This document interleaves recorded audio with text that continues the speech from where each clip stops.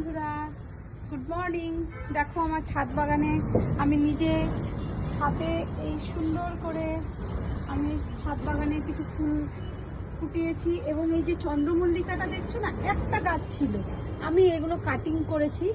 এই দুটো গাছে আমি নিজে কাটিং করেছি। দেখো কত সুন্দর ফুল ফুটেছে গাছে। দেখো এই ছোট্ট আমার ছাদ বাগানে আমার ভীষণ ভালো লাগে, আর ফুল ফুটেছে বলে আরো আমার মনটা খুব ভালো লাগছে।